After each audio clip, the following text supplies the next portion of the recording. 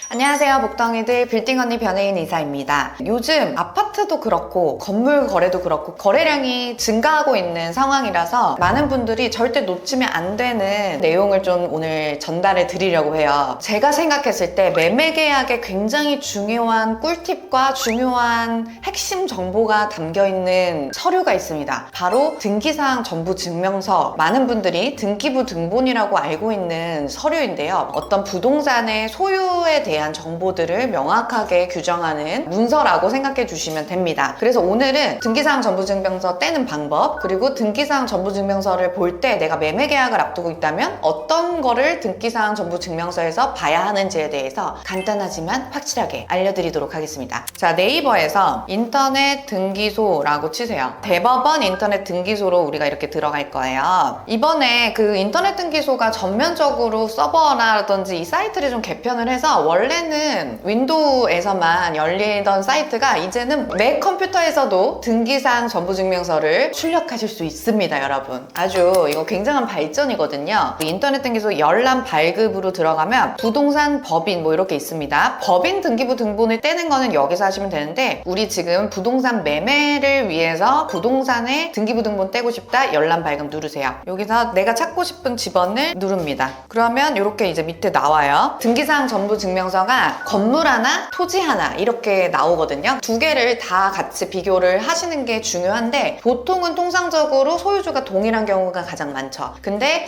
간혹 가다가 토지 소유주랑 건물 소유주가 다른 경우가 있기 때문에 같은 집원에 있는 두 개의 등기사항 전부증명서를 모두 뽑아서 확인하시는 게 좋고요. 특히 만약에 집합 건물인 경우에도 집합 건물마다 등기가 소유주가 다를 수 있기 때문에 그런 부분은 전체적으로 다 확인을 하시는 게 좋고, 만약에 직접 떼기 어렵다라고 하시면 중개인한테 등기부 등본 좀 보내주세요 라고 요청하시면 됩니다. 아파트도 토지 등기부를 떼는 건가요? 아파트 같은 경우는 이제 우리가 집합 건물이라고 하죠. 공동주택이 집합 건물로 되어 있어서 사실상 토지를 대지권으로 다 쪼개서 나눠 가지고 있어요. 그래서 호수에 대한 거 하나만 떼시면 됩니다. 아파트는 하나만 떼면 되고, 건물을 매입한다 라고 하면은 토지랑 건물 같이 보시는 게 중요합니다. 자, 그래서 여기서 지금 저는 토지 등기부를 한번 봐볼게요. 토지를 선택을 했어요. 부동산을 선택을 하고, 다음, 그리고 여기 보시면 우리 용도 및 추가사항 선택 부분에서 추가사항의 공동담보 부분, 그리고 매매 목록까지도 체크를 하시는 게 좋아요. 공동담보나 전세 목록은 부동산이 어떤 공동담보의 근저당을 다 같이 잡고 있는지에 대한 자세한 정보까지 알 수 있고, 매매 목록 같은 경우에는 일정 기간 동안에 매매가 어떤 식으로 이루어졌고 얼마에 이루어졌는지까지도 등기사항 전부 증명서를 통해서 확인하실 수 있습니다. 또 중요한 게 등기 기록 유형 선택하실 때 말소사항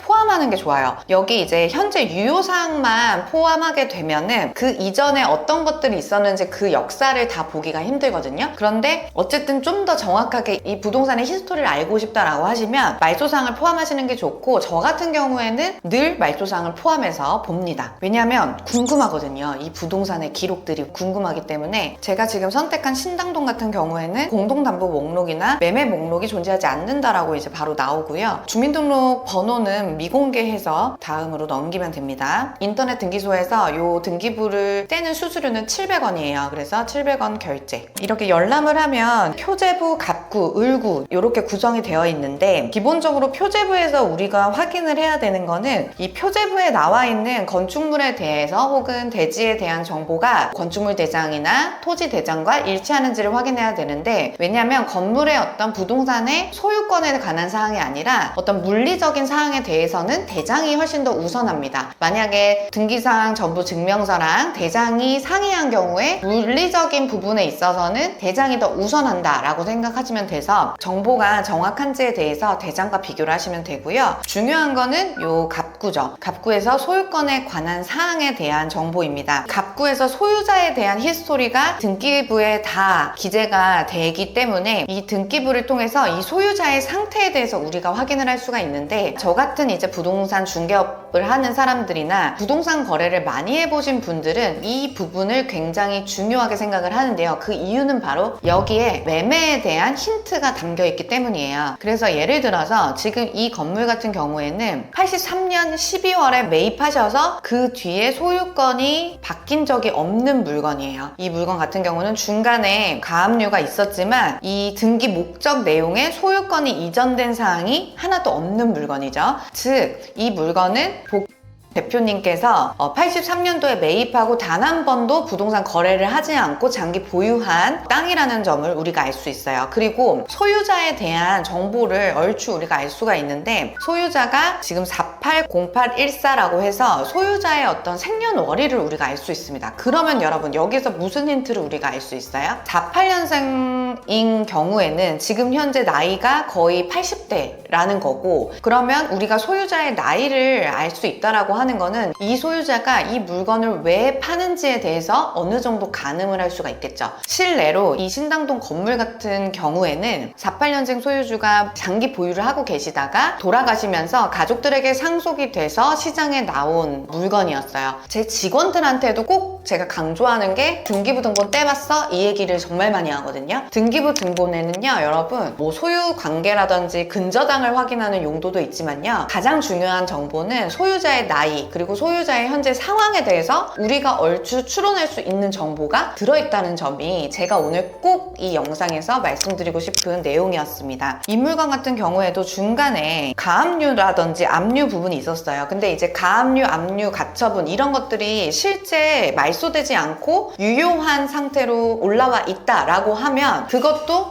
이 물건이 좀 문제가 있다, 리스크가 있을 수 있다라는 점을 이제 시사하는 거죠. 그렇기 때문에 그걸 어떻게 해결해야 되는지 중개인과 반드시 협의를 해야 되고, 갑구에 있는 현황을 보고 어떻게 보면 우리가 매도자랑 딜을 할 수 있는 카드로서 사용할 수 있는 거죠. 예를 들어서 갑구가 너무 막 지저분해요. 가처분 들어있고 경매개시 결정 들어있고 막 압류 들어있고 하면 결국은 이 매도자가 금전적으로 뭔가 문제가 있을 수 있고 뭐 소송의 상황일 수도 있는 거잖아요. 그러면 건물을 팔아야 되는 이유가 어떻게 보면 더 명확하게 알 수 있는 거죠. 그러면 우리는 가격을 내고한다거나 아니면 조금 더 유리한 카드로 이걸 사용한다거나 하는 형태로, 단순히 이게 이거 등기부가 좀 별론데? 좀 지저분한데? 버려. 이게 아니라 이거를 통해서 내가 어떤 유리한 점을 가지고 갈 수 있는지 힌트를 찾고 중개사랑 상의하시는 게 굉장히 중요하고, 그런 걸 잘하는 분들을 우리가 베테랑이라고 부르죠. 그리고 사실 이 건물 같은 경우에는 워낙 오래 가지고 계셨는데 실질적으로 한 번도 대출을 받아보신 적이 없는 물건이에요. 오래 가지고 계신 물건들 중에는 이렇게 을구에 채권이 하나도 없는 경우들도 많거든요. 요거는 그냥 다른 예시인데요. 지금 여기 같은 경우에는 보시면 을구에 이제 근저당권이 형성이 이렇게 되어 있죠. 어떻게 들어와 있고 어떻게 해지되었는지에 대해서 구체적으로 말소 내용을 우리가 체크를 했기 때문에 말소된 형태까지 다 나오고 공동담보가 어떻게 되어 있는지까지도 볼 수 있죠. 그러면 예를 들어서 지금 채권 최고액이 120억으로 되어 있다라고 하면 보통 채권 최고액은 120% 정도를 잡습니다. 상업용 부동산 같은 경우는 120%를 잡고 아파트 같은 경우에는 110%를 잡는다고 하시더라고요. 지금 12억의 근저당이 설정이 되어 있는데 12억이 되어 있다라고 하면 120%가 설정되어 있기 때문에 실질적인 대출 금액은 10억을 대출을 받았다라는 점을 우리가 예상할 수 있는 거예요. 그러면 우리가 근저당을 가지고는 딜을 할 때 뭘 할 수 있을까요? 매매 금액과 근저당의 비율을 비교할 수 있겠죠. 그래서 매매 금액보다 실질적인 시세보다 근저당을 굉장히 많이 받은 물건이다 라고 하면 이 매도자는 어떤 리스크를 가지고 있죠?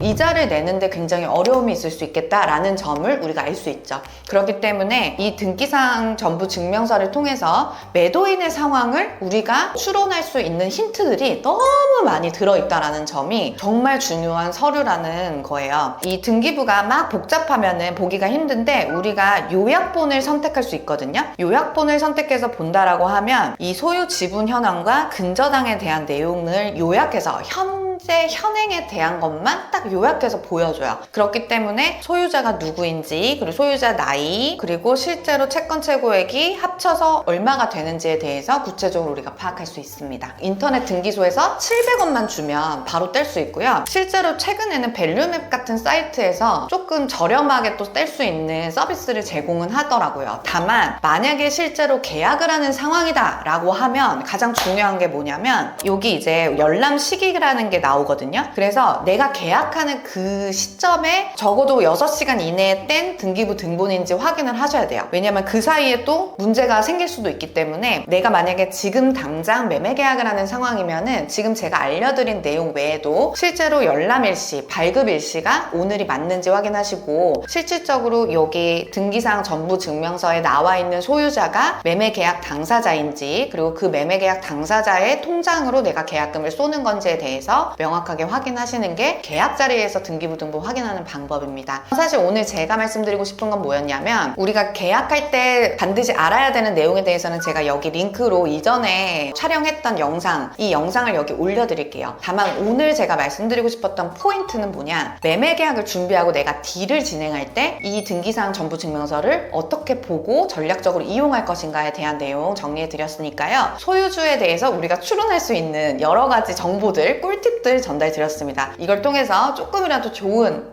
거래에 도움이 됐으면 좋겠습니다. 네, 오늘 영상 짧지만 아주 중요한 정보를 담았으니까요. 영상이 도움이 됐다면 좋아요와 구독, 알림 설정, 그리고 댓글로 응원 댓글 잊지 마세요. 그럼 여러분 모두 건물주 되시고 부자 되세요.